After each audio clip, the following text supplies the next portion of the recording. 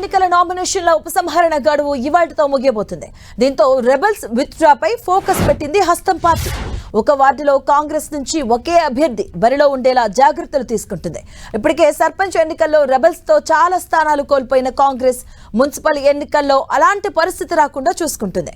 ఇక పీసీసీ కూడా ఇదే అంశాన్ని సూచించింది. దీంతో రెబల్స్ విత్డ్రా చేయించే బాధ్యత పార్లమెంట్ ఇన్ఛార్జి మంత్రులకి అప్పగించారు సీఎం రేవంత్. ఇక మరోవైపు ఇవాళ సాయంత్రం 6:30 గంటలకు జూబ్లీహిల్స్ ఆఫీసులో PCC chief Mahesh Kumar Goud parliament in charge మంత్రులతో కలిసి సీఎం రేవంత్ కీలక సమావేశాన్ని నిర్వహించబోతున్నారు. మున్సిపల్ ఎన్నికల ప్రచారం, సర్వే రిపోర్టులపై ప్రధానంగా చర్చించబోతున్నారు.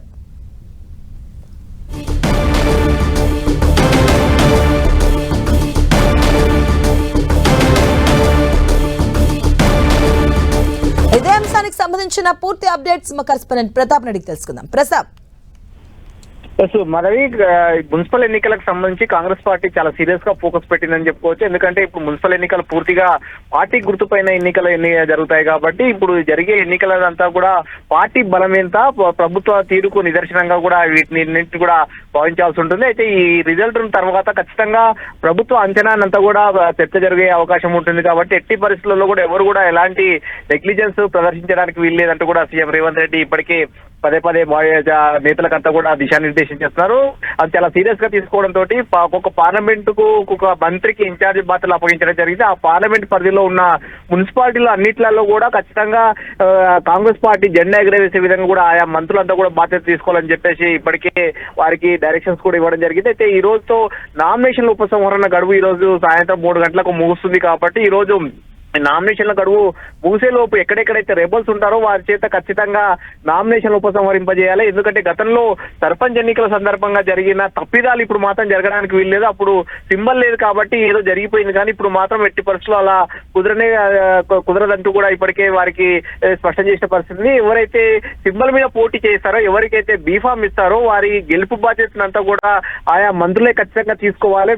బీఫామ్ ఇచ్చినట్టు కాదు, వారు గెలిచే విధంగా కూడా చూసుకోవాలి అంటూ కూడా వారికి దిశానిర్దేశం జరిగి అక్కడెక్కడ ఏదైతే ఎలాంటి సిచ్యువేషన్ ఉందనే దానికి సంబంధించి కూడా సీఎం రేవంత్ రెడ్డి ఎప్పటికప్పుడు మానిటరింగ్ చేస్తున్నారు. ప్రత్యేకంగా నిఘా నివేదికలు కూడా తెప్పించుకున్న పరిస్థితి ఉంది. ఈ రోజు సాయంత్రం అంటే ఈ రోజు నామినేషన్ ఉపసంహరణ 3 గంటల ముగుస్తుంది. కాబట్టి నామినేషన్ ఉపసంహరణ ముగిసిన తర్వాత సాయంత్రం 6:30 గంటలకి తన క్యాంప్ ఆఫీస్ కార్యాలయంలో ఈ రోజు ప్రత్యేకంగా భేటీ కాబోతున్నారు. ఎవరైతే ఇన్ఛార్జి మంత్రులు ఉన్నారో ఆ ఇన్ఛార్జి మంత్రులతో పాటు పీసీసీ చీఫ్, అదేవిధంగా పార్టీ రాష్ట్ర వ్యవహారాల ఇన్ఛార్జ్ మీనాక్షి నటరాజన్ వీరితోటి ప్రత్యేకంగా భేటీ అవుతున్నారు. ఎక్కడెక్కడైతే దానికి సంబంధించి ఏ మున్సిపాలిటీకి సంబంధించి ఏ విధంగా ఉంది నివేదికలు వచ్చినాయి, వాటికి సంబంధించి సర్వే రిపోర్ట్ అంతా కూడా ఆధారంగా చేసుకొని వాటికి అనుగుణంగా వ్యూహాలను అనుసరించాలని, నెక్స్ట్ ఫర్దర్ స్టెప్ సంబంధించి ప్రచారం రేపటి నుంచి ప్రారంభమవుతుంది. కాబట్టి వారం 10 రోజుల ప్రచారానికి సంబంధించి ఏ విధంగా శైలిని అనుసరించాలి, ఏ విధంగా ముందుకెళ్లాలనే సంబంధించి కూడా సీఎం రేవంత్ రెడ్డి దిశానిర్దేశం చేయబోతున్నారు. రేపటి నుంచి కూడా సీఎం రేవంత్ రెడ్డి జిల్లాల పర్యటన కూడా ఉంటున్నాయి. కాబట్టి రేపు ఉమ్మడి నల్గొండ జిల్లా, ఆ విధంగా కరీంనగర్, రంగారెడ్డి,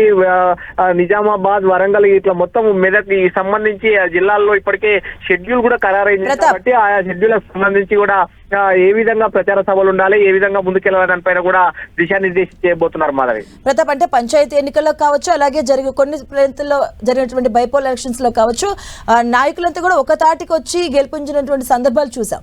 సో మరి ఇప్పుడు పొరపొరలో ఇప్పటికే అలకలు చూస్తూ ఉన్నాం, కొన్ని సందర్భాలు కూడా చూస్తూ ఉన్నాం. సో ఈ నేపథ్యంలో ఎలాంటి వ్యూహాలతో ముందుకెళ్ళబోతున్నారు? ముఖ్యంగా చాలా చోట్ల కూడా ఇప్పుడు అధికార పార్టీకి చాలా పిచ్చింగ్ ఉంటుందని చెప్పుకోవచ్చు. సానుకూలంగా ఉండే అవకాశం ఉంటుంది. పూర్తిగా లోకల్ ఎన్నికలు కాబట్టి మున్సిపల్ ఎన్నికల్లో కూడా వీరి ఆధిపత్యం కనబరిచే అవకాశం ఉంటుంది. కానీ ఎక్కడైనా కానీ గ్రూప్ తగాదాలు, కాంగ్రెస్ పార్టీలో అంటేనే సహజంగా కొన్ని చోట్ల గ్రూప్ తగాదాలు ఉంటాయి. ఆ గ్రూప్ తగాదాలను కూడా అధిగమించి అంతా కూడా పార్టీ అంతా కూడా ఏకతాటిపైకి రావాల్సిందని చెప్పేసి స్పష్టం చేస్తారు. ముఖ్యంగా కొన్ని చోట్లకు సంబంధించి ఎగ్జాంపుల్ గా చూసినట్లయితే కనుక జగిత్యాల కానీ, గద్వాల, చేవేళ్ళ కొన్ని నియోజకవర్గాల్లో అక్కడక్కడ అంటే బీఆర్ఎస్ నుంచి వచ్చిన ఎమ్మెల్యేలు ఉన్నారు కాబట్టి అక్కడ కాస్త ఇబ్బంది అవుతున్న పరిస్థితి, పాత నేతలకు కొత్త నేతలకు క్లాష్ అవుతున్న పరిస్థితి. ముఖ్యంగా జగిత్యాల వంటి చోట్ల చాలా ఇబ్బందికరమైన పరిస్థితి ఉంది. కాబట్టి ఎక్కడెక్కడైతే ఇబ్బందులు ఉంటున్నాయో అక్కడ సీనియర్ మంత్రులకు బాధ్యతలు కూడా అప్పగిస్తున్నారు. ముఖ్యంగా ఉత్తమ్ కుమార్ రెడ్డి మొత్తం ఉమ్మడి నిజామాబాద్ పార్లమెంట్ కి సంబంధించి ఉత్తమ్ కుమార్ రెడ్డి సీనియర్ మంత్రి కాబట్టి ఆయన గతంలో పీసీసీగా కూడా 7 ఏళ్లు పనిచేసిన అనుభవం ఉంది. కాబట్టి దీన్ని ఖచ్చితంగా డీల్ చేయాలని చెప్పేసి అక్కడ పీసీసీ చీఫ్ కూడా మానిటరింగ్ స్పెషల్ గా చేస్తున్నారు. నిజామాబాద్ జిల్లాకు సంబంధించిన వ్యక్తి మహేష్ కుమార్ గౌడ్ కూడా కాబట్టి దాని ఆ ఏరియాకి సంబంధించి అక్కడ ఇబ్బందులు రాకుండా ఎక్కడెక్కడైతే క్రిటికల్ ఉంటుందో దానికి సంబంధించి స్పెషల్ ఫోకస్ చేస్తున్న పరిస్థితి ఉంది. నివేదికల ఆధారంగా గెలుపు గుర్రాలకి టికెట్లు ఇవ్వాలని చెప్పేసి ఇప్పటికే నిర్ణయం తీసుకున్నారు కాబట్టి అందులో భాగంగానే ఎవరు గెలుస్తారనుకుంటున్నారో సర్వేల ఆధారంగా కానీ ఇంటెలిజెన్స్ నివేదిక ఆధారంగా కూడా వారికి బీఫామ్లు ఇస్తున్న పరిస్థితి. ఈ రోజు బీఫామ్లు కంప్లీట్ అయిన తర్వాత ప్రచార శైలికి సంబంధించి కూడా వ్యూహాన్ని అనుసరించి ఈ విధంగా ముందుకెళ్లాలని దానిపైన కూడా ఈ రోజు సాయంత్రం 6:30 గంటలకి ముఖ్యమైన నేతలతోటి సీఎం రేవంత్ రెడ్డి మంతనాలు చేయనున్నారు. Madhavi. Right, thank you Pratap.